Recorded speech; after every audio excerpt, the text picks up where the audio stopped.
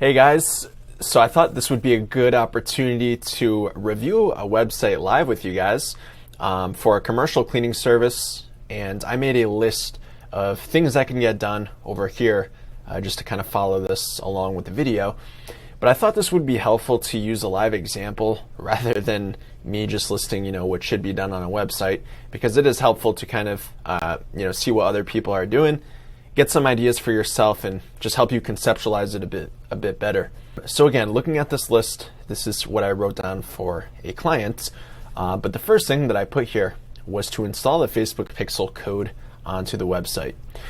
So I have a Chrome extension over here, which would light up if it was installed properly, and there is none at the moment.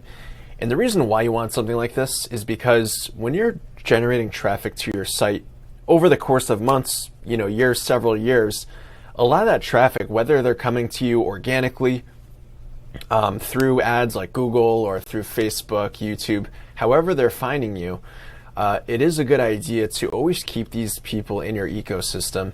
And by being able to target only the folks that have specifically landed on your website, and even furthermore specific pages, you can actually do so with remarketing capabilities on Instagram and Facebook with this code. So you can actually do the same thing on Google and YouTube as well. But this is, something that I just wanted to put in case they want to explore more of that Facebook route down the line.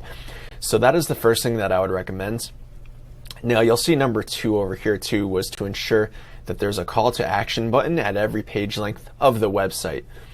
So this is also a common issue with a lot of websites, is there either is no call to action, which by the way is just what you want the person on your site to do. So if you're offering commercial cleaning, chances are your call to action is going to be something along the lines of get a free quote, request a walkthrough, something like that. If you're doing residential cleaning, it's probably going to be something similar. Tap this button to get an estimate on your home, or click here to get a quote. So we see this call to action here, which is get my free disinfection service, which is awesome, by the way. I think this is a really good hook. But if we keep scrolling down, so this is good because it's one of the first buttons that pops up. But when you scroll down the page, look how much time basically elapses until the next one appears. So even though there's some good information on the company itself, the only other time you see this direct call to action button is basically towards the bottom, which is actually for a different thing. It's to download a guide. So what I would recommend is to basically have whatever your primary hook is. In this case, it's to get a free disinfection service. That's how they're, reeling people in. This button should be apparent at every page length. So there should be one right here. Maybe as people scroll down, another one right here, scroll down, maybe another one right here, and probably one right here. So even though it might seem redundant if your website isn't currently set up like this, I advise you to just go to any of the leading competitors or franchises that you've probably seen in your field, and guarantee that if you go to their websites, you're going to see, get a free quote, get a free quote, get a free quote every page length.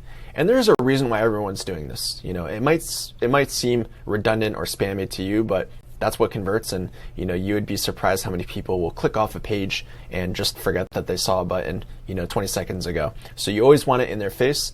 So that's what I put there. Now, to talk more about this specific call to action for this company, let's do that, because as I mentioned, this is a really cool hook. Get a free disinfection service. So if someone owns an office or like a school or a gym, whatever, whoever their ideal clients are, and they click on this button, they're going to get brought to this page, and they have, a lot of great benefits on why someone should do a free disinfection service. But for me, I'm just trying to put myself in the shoes of these folks, and this offer almost sounds too good to be true. So we know that they're offering high touch point free disinfection service, but the first thing that comes to my mind is, okay, well, what's the catch? Or what's in it for me? What's exactly going to be done? Are you just going to, come and disinfect my office and then leave? Most likely, they're probably banking on the rule of reciprocity, that these people are more likely to, go with their service in the future, especially once they have them come through their door. So I think it's a very smart entry level offer. But I would probably just be more transparent on, what's in it for them. So this is actually a good opportunity to just be brutally honest with some of these people, and maybe put like a, well, why are we doing this in this example too? So why are we doing this? And then maybe something like, yes, of course, our goal is to win your business over and eventually be able to work on continual terms. But we know as a business owner that there's a lot of reluctancy to hire a new cleaning company, and you want to see the quality of their work before you sign a contract, et cetera, et cetera. So something like that I think could actually provide to be very useful in this situation. And maybe even some stipulations or some terms basically of what's actually to be included. So in your example, if you guys are doing a similar service, maybe it's up to a certain amount of square feet, or maybe it's only for these types of businesses. So putting some type of boundary might actually help your conversions a little bit better to make you guys look more like you're qualified and you guys have those rules in place too. So those are really the only things I would recommend. But aside from that, I think just from a design perspective, from like what's included, like this is really cool. I love how they put that. And then they have this, which is great. So if someone clicks this button, yeah, it brings up the same form. Great. Okay, so that's good. Okay, so actually this is another cool thing. So I put include certification of disinfection photos on that page. And for these guys specifically, so when I was browsing through this site, where was it? I think it was this page. So they have some really good video. So they have some really good video testimonials for their clients. Now, guys, this is actually a really important thing for you to start doing, especially if you have some relationships with your clients you've been working together on a long-term basis, is to start leveraging those video interviews or testimonials, because this is excellent. And I love that they have these photos of these videos of their clients holding a certification of disinfection. So this just does a lot in terms of providing social proof and showing that these guys are the real deal, they're legit, things like that. But there was actually, this is the wrong page, there was actually one more thing. I think it was gallery. Okay, yeah.